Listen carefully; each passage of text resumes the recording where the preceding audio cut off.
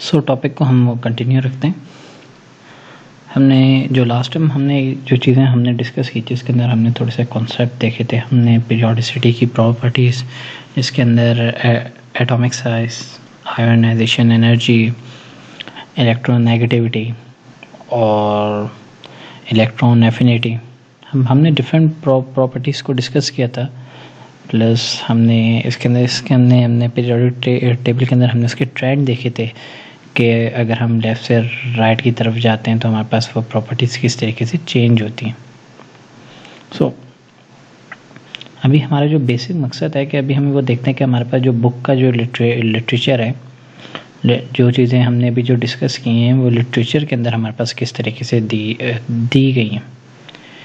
एक और चीज़ को क्लैरिफाई करना ज़रूरी है कि अगर फॉर एग्ज़ाम्पल एक एग्ज़ाम्पल से लेके चलते हैं कि आपके पास ये जितनी भी अभी तक जो हमने जो कॉन्सेप्ट डिस्कस की, इसकी practical application in a sense आपको तो फिज़िकली तो नहीं ऑब्ज़र्व कर सकते, बट आपको इसकी प्रैक्टिकल एप्लीकेशन ऑन पेपर तो पता होनी चाहिए। तो हम कोशिश करेंगे कि हम इसकी प्रैक्टिकल एप्लीकेशंस को भी हम ये वो डिस्कस करें।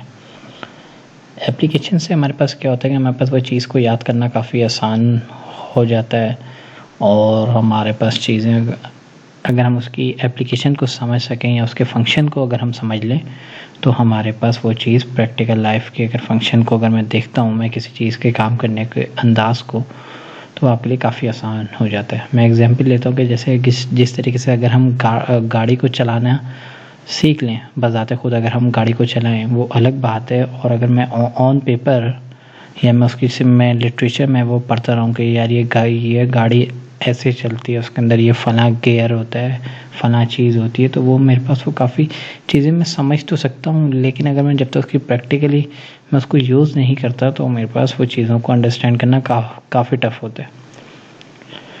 केमिस्ट्री और फिज़िक्स के अंदर जो एक मेन डिफरेंस है कि हमारे पास जो फिज़िक्स की जितनी भी हमारे पास अगर लिटरेचर होता है उसकी हमारे पास प्रैक्टिकल एप्लीकेशन हमारे घरों में अवेलेबल होती है, लेकिन केमिस्ट्री के अंदर हमारे पास ये चीज़ें काफ़ी रेयरली हम वो यूज़ कर सकते हैं। बट स्टिल हमारे पास ये जो मॉडर्न दौर है इसके अंदर हमारे पास दुनिया की कोई भी चीज़ है उसकी आप प्रैक्टिकल एप्लीकेशन जस्ट आप यूट्यूब में आप वो सर्च करके आप वो हासिल कर सकते हैं। जैसे ये वो लेक्चर भी अगर ये भी आप ये वो देख रहे हैं, ये लेक्चर पता नहीं ये वो रिकॉर्ड किधर होगा और वो देखने वाला बंदा वो कहाँ पे। तो कोशिश करें कि जितनी भी आप केमिस्ट्री की ये जो कॉन्सेप्ट पढ़ते हैं इसकी थोड़ी सी प्रैक्टिकल एप्लीकेशन आप खुद आप सर्च करें। मैं ये लिटरेचर में ये वो देखता हूँ कि मेरे पास ये जो बुक है, ये बुक के अंदर इन चीज़ों को किस तरह ये वो डिस्कस किया। थोड़ी सी मैं इसके अंदर मैं रिवीजन भी करूँगा, क्योंकि ये टॉपिक आपने अगर पहली बार अगर आप ये वो पढ़ रहे हैं, होप सो 9th के लिए वो बन रही है, तो 9th के बच्चों के लिए तो ये काफ़ी चीज़ें वो न्यू होती हैं, तो इसको मैं डिस्कस करूँगा। फर्स्ट टाइम आपके पास ये वो चैप्टर है तो मेरे ये आपको गाइड है कि मैं आपको रेकमेंड करूँगा कि आप इस चीज़ को समझने की कोशिश करें। एक बार समझ नहीं आती तो दूसरी बार कोशिश करें और तीसरी बार इस तरह कोशिश करते रहें। मैं समझता हूँ 2 से 3 बारी में आप इस चैप्टर को बआसानी समझ सकते हैं, और अगर आप इसको थोड़ा सा प्रैक्टिस करेंगे तो हो सकता है कि आप मेरे से अच्छा समझ सकते हैं। केमिस्ट्री, मैथ, फिज़िक्स, कोई भी आपका साइंस का सब्जेक्ट हो वो आपको प्रैक्टिस से आता है। इससे स्टार्ट करते हैं। इससे पहले मैंने गो थ्रू किया जनरल ओवरव्यू को, हमने ये वो देखा। तो अभी जो मेरा वीडियो का जो ये मकसद है, मैं इसके अंदर मैं थोड़ी सी चीज़ें वो मुझे लगा कि मैंने उसको हाई पेस में कवर अप किया है, कि मतलब ऐसा होगा कि बहुत से बच्चों को समझ नहीं आया ये वो आई होगी। तो इसमें मैं कोशिश करूँगा कि मैं जो की पॉइंट्स हैं मैं उसको दोबारा डिस्कस करूँ। अगर आपको कोई चीज़ें समझ नहीं आती तो मैं रेकमेंड करूँगा आप दोबारा उस वीडियो को देखें, 1 बार, 2 बार, 3 बार, तीसरी बार उम्मीद है कि आपको वो चीज़ें काफ़ी क्लियर होंगी। इसके अंदर अगर मेरे पास जो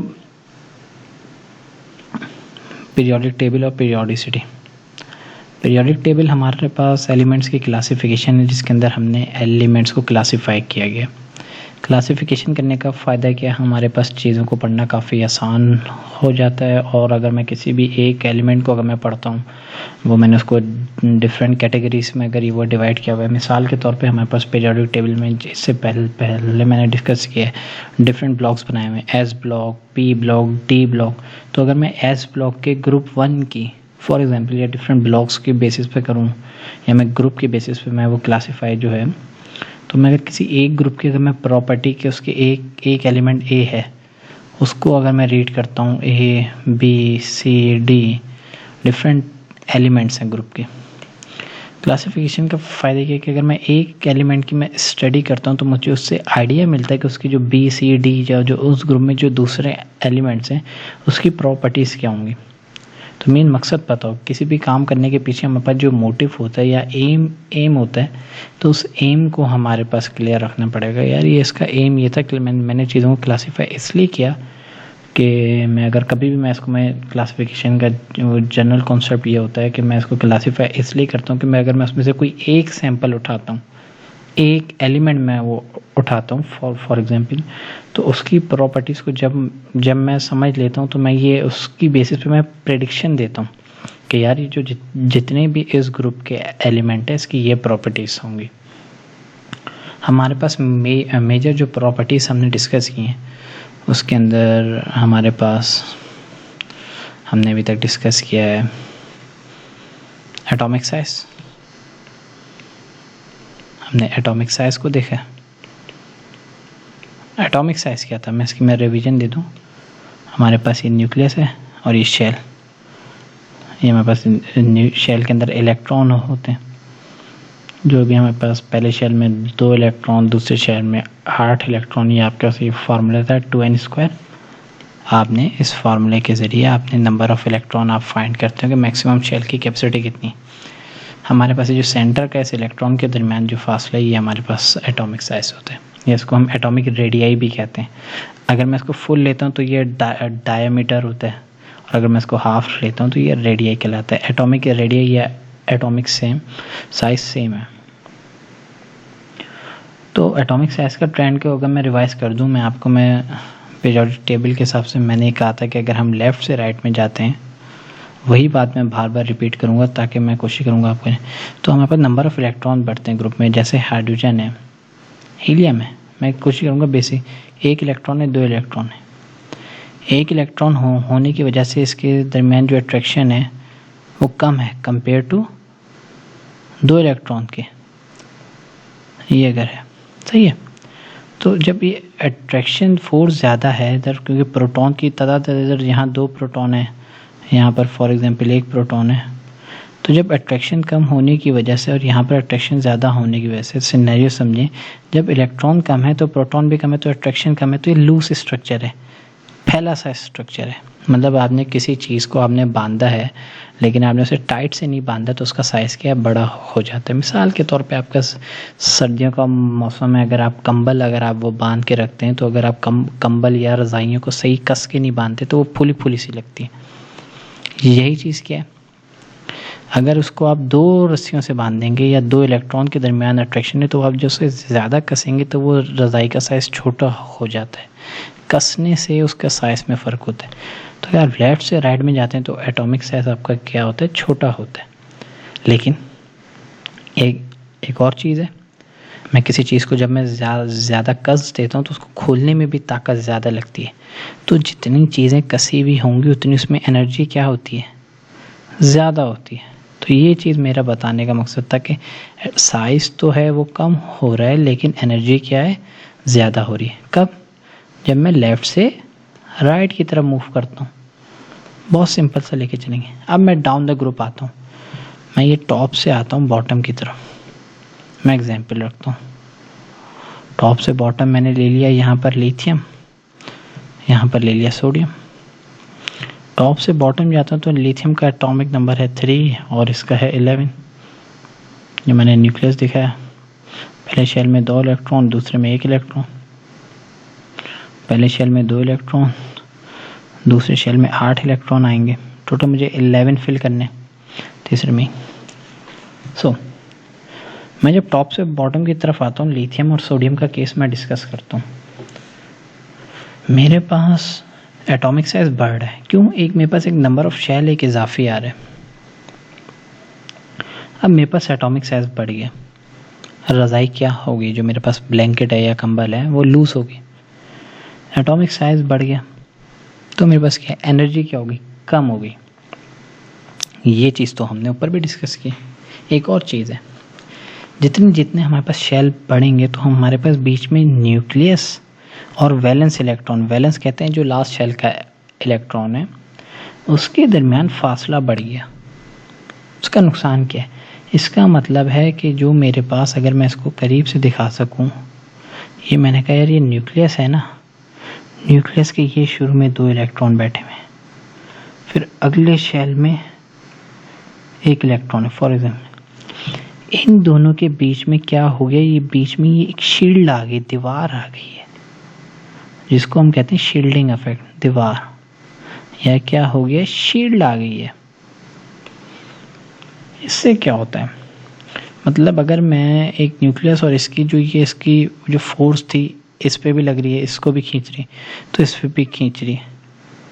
अब साइज़ बड़ा होने से हमारे पास एनर्जी का रिलेशन क्या है, क्योंकि अब ये न्यूक्लियस के सामने कोई और हमारे पास दीवार आ गई है इलेक्ट्रॉन्स की, तो वो आखिरी वाले इलेक्ट्रॉन को उतनी पावर से खींच नहीं पाएगा, जिसकी वजह से उस आखिरी इलेक्ट्रॉन को मैं बआसानी निकाल सकता हूँ।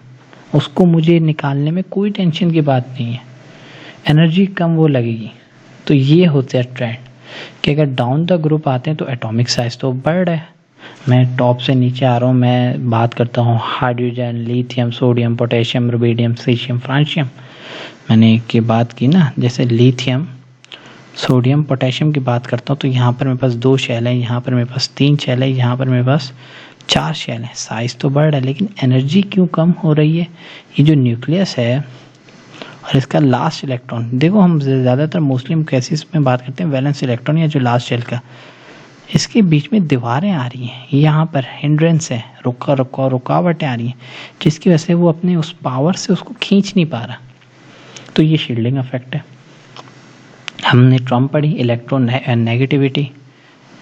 इलेक्ट्रोनेगेटिविटी कहते हैं किसी भी एटम, एक एटम ए है, इसका ये न्यूक्लियस है, इसके लास्ट शेल के हमें इलेक्ट्रॉन को निकालने के लिए कितनी ताकत चाहिए, वो कहलाती है इलेक्ट्रोनेगेटिविटी। इलेक्ट्रोनेगेटिविटी का पैटर्न वही होगा जो हमने डिस्कस किया है एनर्जी का। अगर हम लेफ़्ट से राइट पे जाएंगे, साइज़ तो छोटा है लेकिन एनर्जी ज़्यादा है, तो हम ये कह सकते हैं कि इलेक्ट्रोनेगेटिविटी का जो ट्रेंड है वो लेफ़्ट टू राइट हमारे पास इलेक्ट्रोनेगेटिविटी की वैल्यू बढ़ती है। एक चीज़ है, हमारे पास एक कंपाउंड है फ्लोरीन, इसकी इलेक्ट्रोनेगेटिविटी की वैल्यू 4.0 है, हाईएस्ट वैल्यू होती है, सबसे ज़्यादा हाईएस्ट। ये हमारे पास ग्रुप 7 से बिलोंग करता है। अब इसको पीरियोडिक टेबल में, अब इसको एमसीक्यूज भी आता है मोस्टली।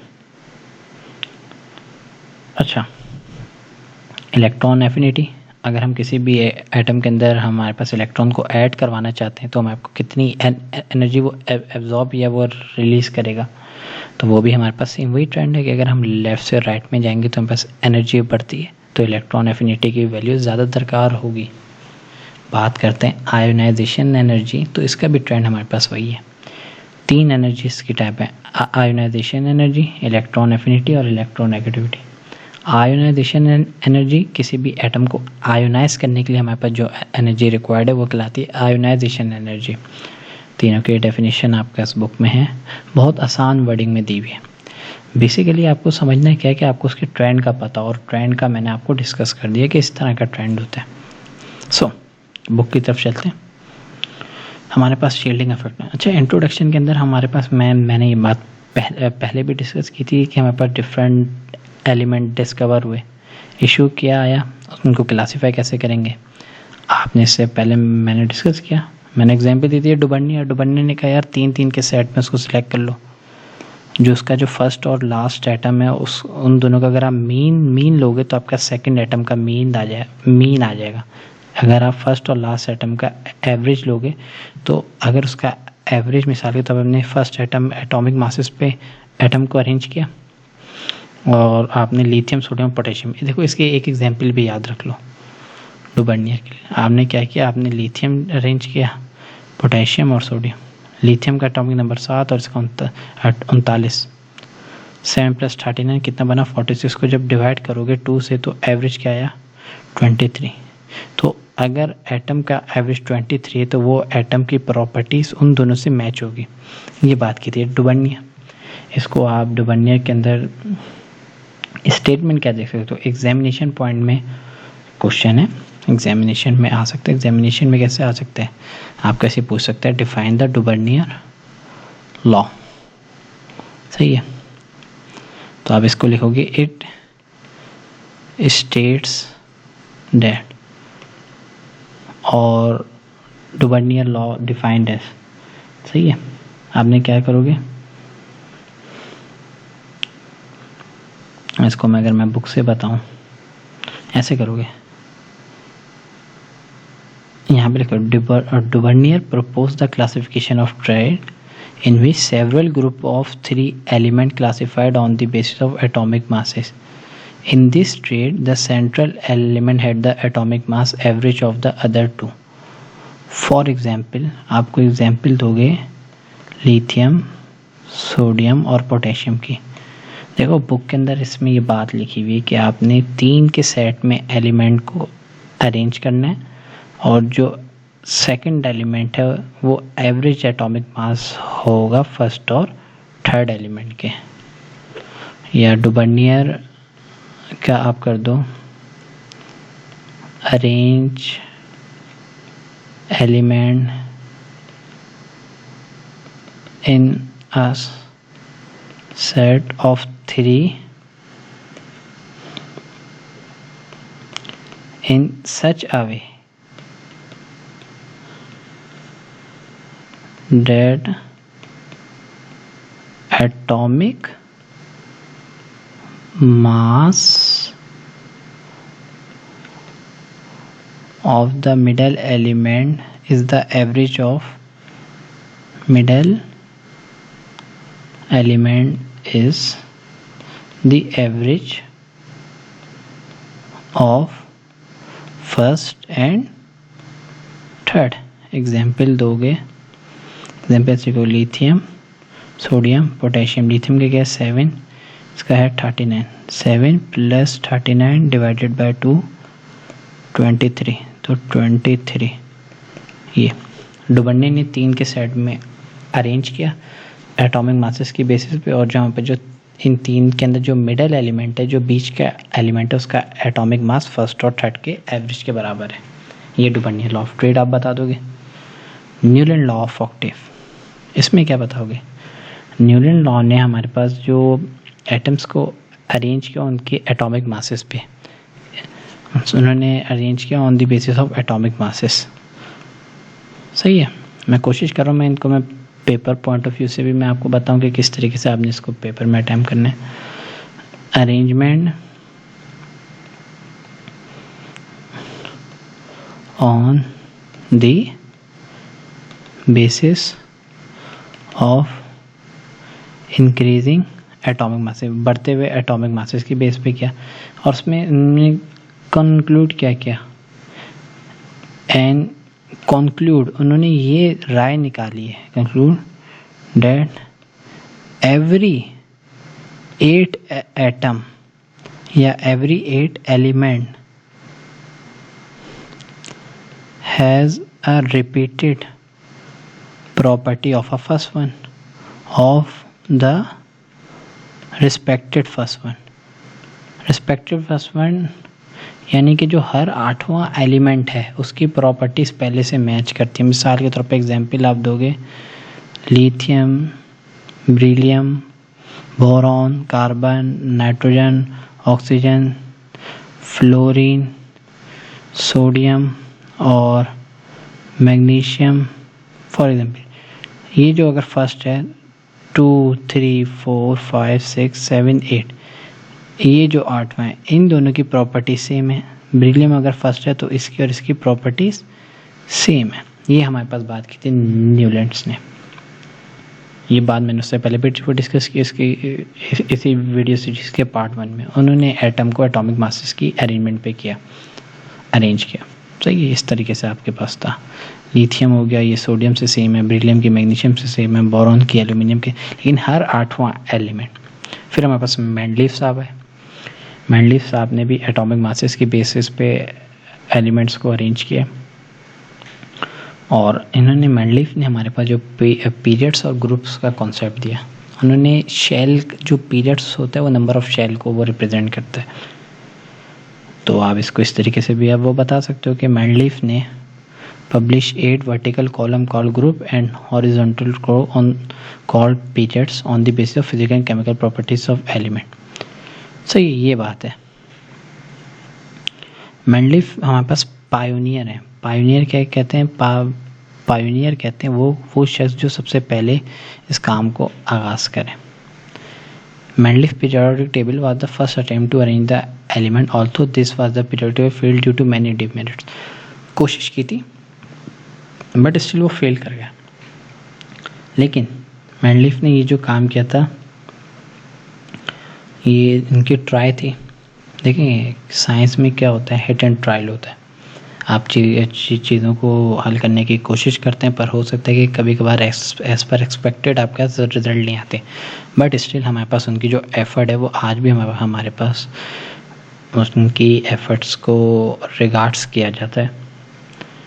मेंडलीफ ने कहा था the properties of the element are periodic function of their atomic masses, कि जो एलिमेंट की जो प्रॉपर्टीज़ हैं, जब हम एलिमेंट्स को अरेंज करते हैं एटॉमिक मासेस की बेसिस पे, मिसाल के तौर पे जो न्यूलैंड्स ने बात की थी, इन्होंने कहा था कि हर 8वां एलिमेंट, लेकिन जब मेंडलीफ ने अरेंज किया, उन्होंने ग्रुप बना दिए डिफरेंट हॉरिजॉन्टल। उन्होंने यहाँ पे लिख दिया लिथियम, सोडियम, पोटेशियम। उन्होंने कहा कि हम जब एटम्स को एटॉमिक मासेस या एटॉमिक वेट के ऊपर जब हम अरेंज करते हैं, तो हमारे पास क्या होता है कि कुछ टाइम के बाद, पीरियोडिकली कहते हैं टाइम के साथ साथ या कुछ टाइम बाद, वो प्रॉपर्टीज़ को वो रिपीट करते हैं एलिमेंट। हमने ये देखा ही जैसे लिथियम और सोडियम ने रिपीट की, यहाँ पर उन्होंने अरेंज कर दिया। उन्होंने कैसे किया? उन्होंने लिथियम, सोडियम, पोटेशियम को एक ग्रुप में डाल दिया। उन्होंने कहा यार इनका कोई लिंक है एटॉमिक मासेस का। तो ये काम किया था मेंडलीफ ने उनको चार्ट की फॉर्म में कर दिया। न्यूलैंड ने हमारे पास जस्ट उसको रॉस की फॉर्म में डिस्कस किया था, लेकिन मेंडलीफ ने एक प्रॉपर चार्ट बना दिया। प्लस मेंडलीफ ने क्या किया था, उन्होंने अपने पीरियोडिक टेबल में कुछ गैप्स भी छोड़े। उन्होंने कहा यार मुझे लगता है, मिसाल के तौर पे इस बात को समझ लो कि हमारे पास एटॉमिक मासेस, उन्होंने देखा कि एटॉमिक मासेस 42 है, उसके बाद 53 आ रहा है। उन्होंने कहा यार मुझे लगता है इसके बीच में ना कोई एलिमेंट डिस्कवर होगा। उन्होंने एक्स फॉर एग्जांपल, तो बाद में वो डिस्कवर्ड हुई चीज़ें, तो उन्होंने अपनी आइडिया की बेस में बहुत सी स्पेसेस छोड़ दी थी खाली। उन्होंने कहा यार मुझे लगता है यहाँ पर एक और एलिमेंट आएगा, बट वो उनकी बात वो सही साबित हुई और वो एलिमेंट्स बाद में डिस्कवर हुए, जिसको हमारे पास जोसेफ मोस्ले ने हमारे पास एलिमेंट्स को डिस्कवर किया। जोसेफ मोस्ले ने हमारे पास फिर जो पीरियोडिक टेबल की अरेंजमेंट किया, उन्होंने कैसे किया? उन्होंने कहा चलो क्यों ना हम एटॉमिक नंबर के ऊपर अरेंज करें। जोसेफ मोस्ले के एटॉमिक नंबर के ऊपर भी बात हुई है। फिर हमारे पास जो मॉडर्न हुआ वो इलेक्ट्रॉनिक कॉन्फ़िगरेशन के ऊपर हुआ। देखो एक चीज़ है in which the modified by Mosley, वो तो हमारे पास है हो गया कि जो स्पेसिस थी। मोस्ले ने हमारे पास क्या कहा? The physical and the chemical properties of element are periodic function of their atomic number.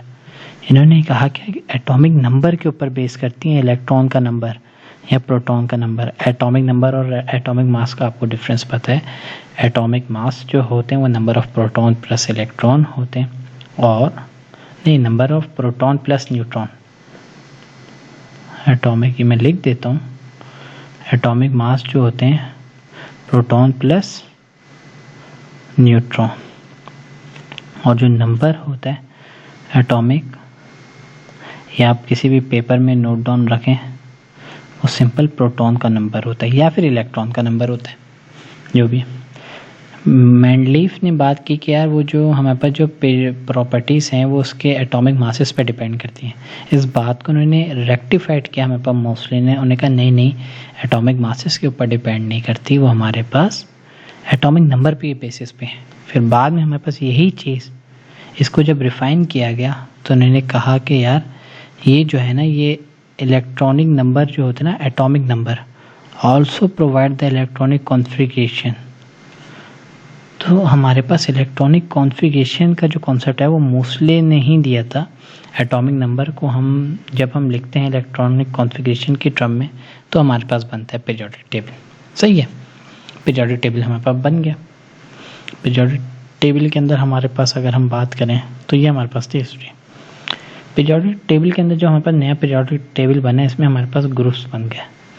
मैं फिर इसके अंदर समझाने की कोशिश करता हूँ, दोबारा चीज़ों को रिवाइज करते हैं। ग्रुप्स जो हमारे पास ये हॉरिजॉन्टल ड्रॉ है, ये हमारे पास ग्रुप्स हैं, ये ग्रुप्स हैं, ये ग्रुप्स हैं, ये ग्रुप्स हैं, ये ग्रुप्स हैं, ये ग्रुप्स हैं, जो हमारे पास हॉरिजॉन्टली वर्टिकल ड्रॉ है। ग्रुप्स मेरे पास ये रहे,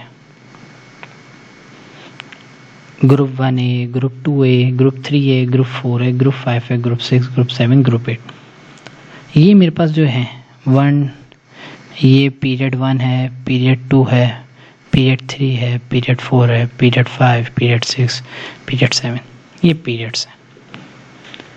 एक चीज़ समझना ज़रूरी है, पीरियड्स जो होते हैं हमारे पास रिप्रेजेंट करते हैं कि उस एटम में कितने शेल हैं। अगर जो पीरियड 1 के अंदर जो एलिमेंट है इसका मतलब है कि उस एलिमेंट में एक शेल है। 1 का मतलब है एक शेल है K, और K शेल के अंदर आपके पास कितने इलेक्ट्रॉन आते हैं? 2 इलेक्ट्रॉन। इसलिए हाइड्रोजन और हीलियम पीरियड 1 का। पीरियड 2 है उसके अंदर आपके पास 2 शेल है। दूसरा शेल है L के अंदर आते हैं 8 इलेक्ट्रॉन। तो इसमें मतलब पीरियड 2 के अंदर वो एलिमेंट होंगे जिसके अंदर आपके पास 2 और ये 8 मतलब मैक्सिमम 10 इलेक्ट्रॉन होंगे और मिनिमम 3 इलेक्ट्रॉन। 3 से 10 इलेक्ट्रॉन के जो आपके पास एलिमेंट है वो पीरियड 2 में होंगे। हम वेरीफाई करते हैं 3, 4, 5, 6, 7, 8, 9, 10, बात सही है। पीरियड 3 में होते हैं 3 शेल, सही है। और इसके अंदर भी हमारे पास कितने होंगे? मज़ीद 8 इलेक्ट्रॉन और आ जाएंगे। तो देखो 11, 12, 13, 14, 15, 16, 17, 18। पीरियड 4 में क्या होंगे? हमारे पास 4 शेल होंगे। उसके अंदर हमारे पास क्या आएंगे? S, P, D। S के 2 इलेक्ट्रॉन, P के 6 और इसके 10, तो 18 एलिमेंट आएंगे। हम इसको वेरीफाई करते हैं। देखो 19, 20, तो ये हो गए 2 और ये हो गए 10। 2 और 10 12, 12 और 6 18। तो इस तरीके से हमारे पास पीरियड्स हैं। अब एक चीज़ समझना ज़रूरी है, हमारे पास जो शॉर्टेस्ट पीरियड है वो 1 है। लॉन्गेस्ट पीरियड जो है हमारे पास 6 है। 6 के अंदर हमारे पास 2 एलिमेंट ये हो गए, 10 ये हो गए, 6 ये हो गए, 18। और नीचे ये जो 57 से 71 है ये भी हमारे पास है। तो टोटल हमारे पास 32 एलिमेंट है लॉन्गेस्ट पीरियड के। MCQ वाइज आपको ये चीज़ पता हो, जो पीरियड नंबर 6 है वो लॉन्गेस्ट है। आपने ये ग्रुप में ये देखा। अच्छा, पीरियोडिक टेबल को क्या याद करने की ज़रूरत है? नहीं, कोशिश करें आपको शुरू के 1 से लेकर 18, 1 से लेकर आपको 30 एलिमेंट तक का बस पता हो। और याद करने के लिए आप कोशिश करें कि यहाँ से 3 याद करें, यहाँ से 2 याद करें, ये लाइन एक याद कर लें और यहाँ से ये लाइन याद कर लें, और ये बस आपको मैं समझता हूँ आप 30 एलिमेंट को याद करें, रोज़ का एक एलिमेंट। आपके पास एक और चीज़ है, मैं प्रॉपर्टीज़ को भी मैं लेके चलता हूँ, कोशिश करता हूँ साथ साथ मैं वो बताऊँ। प्रॉपर्टीज़ का क्या है? देखें, हमने ये डिस्कस किया कि एटॉमिक साइज वगैरह। मैंने ये बात की जब हम ग्रुप में लेफ़्ट टू राइट जाते हैं, ये अगर मेरी लेफ़्ट साइड है और ये राइट साइड है, मेरे पास एटॉमिक साइज डिक्रीज होता है। क्यों? क्योंकि यहाँ पर 1 इलेक्ट्रॉन की अट्रैक्शन थी, यहाँ पर 2 इलेक्ट्रॉन की अट्रैक्शन है फॉर एग्जांपल। तो साइज़ जब अट्रैक्शन बढ़ेगी, जब हम उसे ज़्यादा कसेंगे तो वो चीज़ छोटी होती है। लेकिन जब हम किसी चीज़ को ज़्यादा कसते हैं तो उसमें एनर्जी ज़्यादा आ जाती है, फिर उसको खोलने में भी हमें मुश्किल होती है। तो अगर हम लेफ़्ट टू राइट जाएंगे तो एटॉमिक साइज़ क्या होता है? मैं फिर इस चीज़ को रिवाइज़ करता हूँ। एटॉमिक साइज़ हमें बस कम होता है, लेकिन एनर्जी जो है वो बढ़ती है। अब मैं दूसरी बात समझाना चाहता हूँ, लेकिन जब मैं डाउन द ग्रुप आता हूँ तो एटॉमिक साइज़ तो बढ़ है, साइज़ क्या हो गया? बढ़ है। लेकिन डाउन द ग्रुप जो साइज़ बढ़ रहा है तो हमारे पास शेल आने की वजह से साइज़ तो बढ़ रहा है, लेकिन जो आखिरी शेल के इलेक्ट्रॉन और सेंटर के न्यूक्लियस के अंदर तो फासला बढ़ गया, जिसकी वजह से एनर्जी हमारे पास कम हो गई। एक और चीज़ होती है, एनर्जी कम होने से हमारे पास शील्डिंग इफेक्ट आता है। वो क्या होता है, जैसे मिसाल के तौर पर ये न्यूक्लियस है, न्यूक्लियस के सामने 2 से 3 शेल हो गए, तो यहाँ भी इलेक्ट्रॉन, यहाँ भी इलेक्ट्रॉन, यहाँ भी इलेक्ट्रॉन, यहाँ, तो ये आखिरी इलेक्ट्रॉन के ऊपर तो हमारे ऊपर न्यूक्लियस का काम नहीं रहता। न्यूक्लियस के बीच में मतलब यहाँ पर ये हिंड्रेंस है, ये रुकावटें आ जाती हैं। तो इस वजह से न्यूक्लियस बेचारा उसको प्रॉपर अट्रैक्ट नहीं कर पाता, प्रॉपर उसको खींच नहीं सकता, प्रॉपर फोर्स नहीं लगती। तो इसलिए क्या है कि हम उसको बआसानी उस इलेक्ट्रॉन को ले जाते हैं। कोई भी एलिमेंट आएगा बआसानी उस इलेक्ट्रॉन को वो निकाल लेगा। तो इसलिए कहते हैं कि हमारे पास जैसे जैसे साइज़ बढ़ता है तो हमारे पास जो एनर्जी है वो डिक्रीज होती है। क्योंकि वो न्यूक्लियस से बहुत दूर चला जाता है। जब आप सेंटर से दूर चले जाएंगे तो आप प्रॉपर उसको गार्ड नहीं मिलता, तो आसानी से वो निकल जाता है। ये चीज़ होती है। पीरियोडिक टेबल के अंदर हमारे पास एक और चीज़ है, हमारे पास इलेक्ट्रॉनिक कॉन्फ़िगरेशन का मैंने हिंट दिया था, एक और चीज़ बताई थी। मिसाल के तौर पे हमारे पास इलेक्ट्रॉनिक कॉन्फ़िगरेशन एक की है 6 एटॉमिक नंबर, एक 8 है, एक 2 है, एक 11 है और एक 23 है। मैं इसकी इलेक्ट्रॉनिक कॉन्फ़िगरेशन लिखता हूँ 1s2 2s2 2p2। Electronic configuration हमें क्या बताती है? देखो 2p2 जो मैक्सिमम डिजिट है वो हमारे को बताता है कि ये कौन से पीरियड का एलिमेंट है। ये पीरियड नंबर 2 में लाया करता है। किस ब्लॉक का एलिमेंट है, जिस ब्लॉक के ऊपर जो लास्ट अल्फ़ाबेट है वो उस ब्लॉक का है। ये है पी ब्लॉक का एलिमेंट। सही है। इसकी बात करता हूँ 1s2 2s2 2p4, ये है पी ब्लॉक का। 1s2 ये है एस ब्लॉक का। 1s2 2s2 2p6 3s1 ये है एस ब्लॉक का। और इस तरीके से हम निकालेंगे। जो ये थर्ड पीरियड का है, जो मैक्सिमम जो डिजिट है 1 2 3, जो सबसे बड़ा डिजिट है वो आपको रिप्रेजेंट करता है पीरियड। जो इसको अगर मैं लिखूं, मैक्सिमम डिजिट आपको बताता है पीरियड। और जो अल्फ़ाबेट है, जो लास्ट अल्फ़ाबेट है वो आपको बताता है ब्लॉक का, P block, S block, D block. Electronic configuration मैंने वहाँ पर आपको लास्ट वीडियो में भी कराई थी।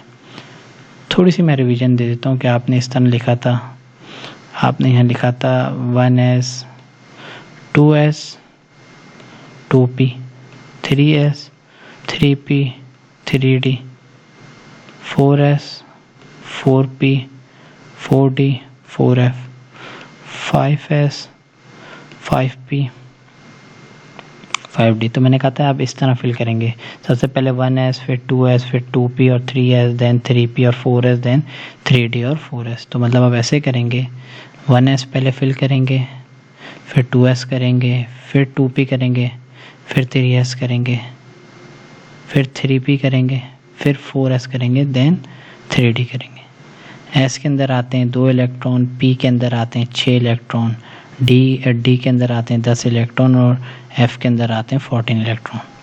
तो इसलिए ये मैक्सिमम नंबर बता रहे हैं। तो आपको इलेक्ट्रॉन की फिलिंग, अगर किसी का एटॉमिक नंबर 22 है तो आप कोशिश करेंगे 2 इधर आ गए, 2 इधर आ गए, 6 इधर आ गए, 2 इधर आ गए, 6 इधर आ गए, 2 इधर, तो 20 ही हो गए। डी के अंदर 2 आ गए। तो ये इसका जो मैक्सिमम होल नंबर क्या है 4। ये 4th पीरियड से बिलोंग करता है, डी ब्लॉक से, 4th पीरियड के डी ब्लॉक पे है। सही है। इस तरीके से आपको पता चलता है कि इलेक्ट्रॉनिक कॉन्फ़िगरेशन से हम किस तरीके से पीरियड्स ऑफ ब्लॉक्स को निकालते हैं। सो पीरियोडिक टेबल को हमने डिस्कस किया। हमारे पास क्या चीज़ है, हमने पीरियोडिक लॉ पढ़ लिया, modern periodic table. First period हमारे पास शॉर्टेस्ट है। सही है। हमें को पता हो कि फर्स्ट पीरियड के अंदर कितने एलिमेंट आते हैं, 2। सेकंड और थर्ड में हमारे पास आते हैं 8 8। फोर्थ और फिफ्थ में आते हैं हमारे पास 18। कैसे याद होगा, देखो फर्स्ट के अंदर हमारे पास सिर्फ आता है एस सब शेल, एस के अंदर कितने आते हैं 2। सेकंड और थर्ड में हमारे पास क्या आता है, एस और पी आता है, एस के 2 पी के 6, तो टोटल कितने हुए 8 हो गए। फोर्थ और फिफ्थ में आते हैं एस पी डी, 2 और 6 8, 8 और 10 18। सिक्स्थ में कितने आते हैं, एस पी डी एफ, 2 और 6 8, 8 और 10 18, 18 और 14 32, तो 32 एलिमेंट हो गए। 6 को लॉन्गेस्ट कहते हैं। जो 7 था हमारे पास इनकम्प्लीट था, बट अब हमारे पास ये कंप्लीट हो गया। ये चीज़ है। एक और MCQs आता है हमारे पास, 6 पीरियड की सीरीज़ का नाम पूछा जाता है। तो हमारे पास 6 पीरियड में जो F ब्लॉक की सीरीज़ है उसको हम कहते हैं लेंथिनाइड, और जो दूसरी हमारे पास 7 पीरियड में जो F ब्लॉक की सीरीज़ है उसको कहते हैं एक्टिनाइड सीरीज़। रट्टे वाली चीज़ें कुछ थोड़ा सा आप अगर देख लें, पीरियोडिक टेबल बिल्कुल रीड कर लिए। ग्रुप्स इन पीरियोडिक टेबल, हमारे पास जो ग्रुप 1A और 2A इसको हम अल्कली और अल्कलाइन मैटर कहते हैं। ग्रुप्स कहाँ पे, ये मैंने जो बताया 1A 2A। अल्कली और अल्कलाइन, अल्कली का दूसरा टाइम होता है हमारे पास, उसको कहते हैं बेसिक। अल्कली और अल्कलाइन, अल्कली मेटल्स की आपके पास प्रॉपर्टीज़ क्या है कि इसका जो वैलेंस शेल है उसके S1 में आते हैं। इसके आखिरी शेल में जो ग्रुप 1A है उसके आखिरी शेल में 1 इलेक्ट्रॉन होता है। ग्रुप 2 के आखिरी शेल में 2 इलेक्ट्रॉन होते हैं। ग्रुप 3 के आखिरी शेल में 3 इलेक्ट्रॉन होते हैं। ग्रुप 4 के आखिरी शेल में 4 इलेक्ट्रॉन होते हैं। ग्रुप 5 के आखिरी शेल में 5 इलेक्ट्रॉन होते हैं। ग्रुप 6 में 6 होते हैं। ग्रुप 7 में 7 इलेक्ट्रॉन होते हैं। देखो ये आपको अब पता चल गया, सही है। 5 इलेक्ट्रॉन होते हैं, आपको ये इससे आइडिया हो गया। 4 इलेक्ट्रॉन होते हैं, 3 होते हैं और 2। इसमें कोई चीज़ रट्टा नहीं मारने वाली, सही है। जिसके आखिरी शेल में 1 इलेक्ट्रॉन होता है वो ज़्यादा रिएक्टिव होता है। क्यों? वो 1 इलेक्ट्रॉन फ़ौरन लूज़ कर देते हैं, सही है।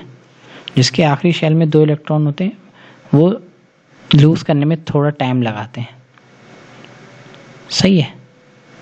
हमारे पास क्यों? क्योंकि ग्रुप 1A और ग्रुप 2 में हम ग्रुप लेफ्ट से राइट जा रहे हैं, तो एटॉमिक साइज छोटा हो रहा है, तो मतलब एनर्जी का ट्रेंड बढ़ रहा है। तो ग्रुप 1A से ग्रुप 7A में हमारे पास एनर्जी का जो ट्रेंड है वो जैसे जैसे हम ग्रुप में नीचे जाएंगे 1 2 3 4 5 6 7 ग्रुप 7 की तरफ जाएंगे, हमारे पास एनर्जी ज़्यादा होगी, सही है। ग्रुप 8A को हम कहते हैं इनर्ट गैसेस या नोबल गैसेस। क्यों? इनके पास हमारे पास 8 इलेक्ट्रॉन तो हैं, तो हमारे पास ये ऑक्टेट रूल को फॉलो करती है। तो मैंने एक रूल का बताना है बॉन्डिंग में कि ऑक्टेट, जब किसी के वैलेंस शेल में 8 इलेक्ट्रॉन हो तो वो बॉन्डिंग नहीं करते हैं, वो मोस्टली क्या होते हैं, वो खामोश बैठे रहते हैं, सही है। ये हमारे पास ग्रुप का ट्रेंड है। ग्रुप का आपको पता हो कि ग्रुप के अंदर जो ग्रुप का नाम दिया जाता है उसके फर्स्ट एलिमेंट कैसे, जैसे ग्रुप 4 का फर्स्ट एलिमेंट कार्बन है, ग्रुप 5 का नाइट्रोजन है, ग्रुप 6 का ऑक्सीजन है, ग्रुप 7 का हेलोजन है, और ग्रुप 3 का आपके पास बोरॉन फैमिली है। ग्रुप 2 का आपके पास बेरिलियम फैमिली भी कहते हैं या अल्कलाइन मैटर, और ग्रुप 1A को लिथियम फैमिली भी कहते हैं। कोई इसमें इतनी मुश्किल चीज़ नहीं है। ग्रुप 1B से ग्रुप 8B या 10 तक आपके पास जो होता है वो ट्रांजिशन एलिमेंट, या इसको एलिमेंट्स मेटल्स कहते हैं, हैवी मेटल्स, ये हमारे पास है, सही है। SPDF ब्लॉक क्या होता है? जब किसी के यहाँ पास इलेक्ट्रॉनिक कॉन्फ़िगरेशन S पे एंड होती है, S1 या S2 पे, वो S ब्लॉक का कहलाता है। जो P पे एंड होती है वो P ब्लॉक का कहलाता है। जो D पे एंड होती है वो D ब्लॉक, और हमारे पास F पे F block. S block element electron occupying NS orbital, NP1 से NP6 में तो P ब्लॉक है। D ब्लॉक में किस में होती है? D ऑर्बिटल में होती है, और F ब्लॉक में होती है F1 से 14। याद रखो D ब्लॉक में जब होता है ना, हमारे पास N-1 क्या रिप्रेजेंट करता है? मैंने अगर आपको बताया ना, जब हमारे पास देखो जब ये 4S होता है ना, तो यहाँ पे 3 का D आता है। इसका मतलब है जो N की वैल्यू में से एक कम होता है, तो हमारे पास याद रख लो, अगर किसी एटम के साथ लिखा है 5S तो उस केस में 4 का D आएगा, 4D पहले, तो S का पहले 5S फिल होगा फिर 4D होगा। सेम F का ये होगा, अगर 6S है तो फिर हमारे पास 4F आएगा, तो जो वैल्यू है S की उसमें से हम 2 को माइनस करेंगे, ये हमारे पास होता है। प्रॉपर्टीज़ को हम डिस्कस कर चुके हैं। सो हमारे पास एटॉमिक रेडियाई, आयोनाइजेशन एनर्जी और electron affinity, decrease the group, यहाँ पर स्ट्रैंड है, ये हम सब चीज़ें हम डिस्कस कर चुके हैं। ये थोड़ी सी ये रिवीजन थी इस चैप्टर की, ताकि अगर आपको काफ़ी चीज़ें आसान हो जाए। प्रॉपर्टीज़ के अंदर मैं बता दूँ, आपका जो एटॉमिक रेडियाई है, एटॉमिक रेडियाई एटम का जो लेफ्ट से राइट हमारे पास जो होता है, in the periodic table the atomic radii increases from top to bottom. ऊपर से नीचे जाएंगे तो हमारे पास एटॉमिक साइज बढ़ता है क्योंकि शेल बढ़ता है, ठीक है।